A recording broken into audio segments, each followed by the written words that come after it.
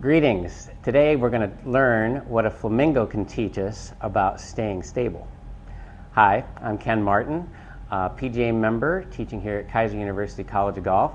If you haven't yet, be sure to subscribe and follow so that you can keep updated on some of the new ideas that we have coming down the pike. So flamingo, we all know something about that wonderful bird. It has a tendency to stand on one leg and has tremendous balance doing so.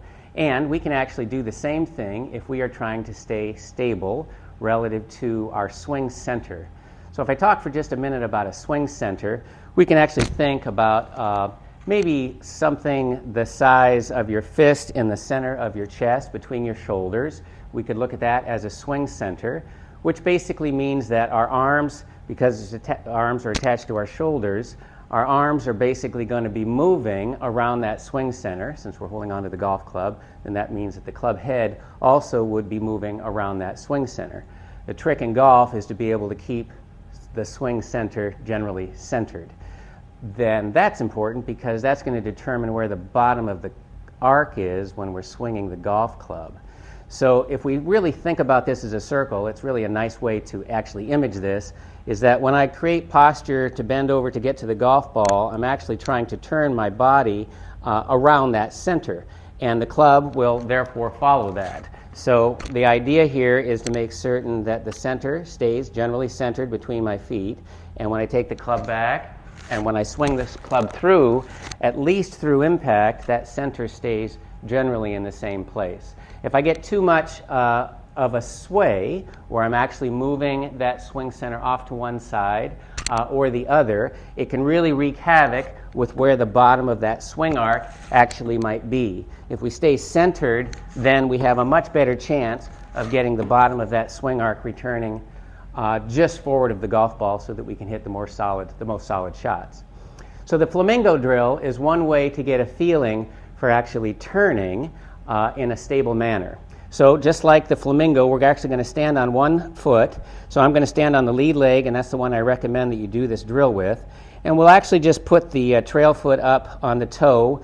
We want to have about 90% of the weight on the lead leg, and we're going to keep it there. So I'm still going to create golf posture. And we're going to start this off relatively small, where I'm basically using my arms and shoulders to turn and to keep my swing center. In my case, I feel like it's directly above my lead foot. And as I make these swings nice and small, you can probably see that I don't have a lot of sway. If I had a lot of sway, one direction or another, if I swayed back to the trail foot, then we would see weight go back over here.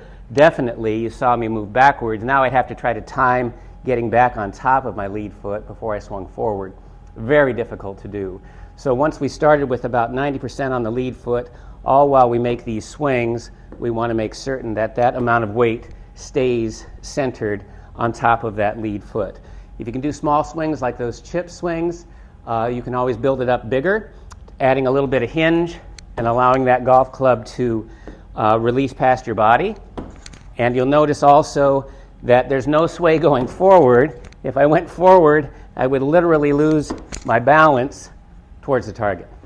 So the whole idea here is to make certain that we stay like a flamingo, make the swings as big as you can. I always start with a small chip and then turn it into a pitch, and then finally even to a fuller swing, and trying to stay centered and hold your balance all the way through.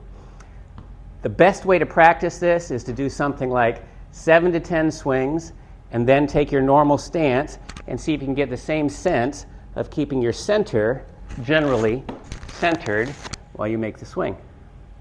So give that a try. Let us know how it goes. Give us some comments or questions down below, and we'll see you next time.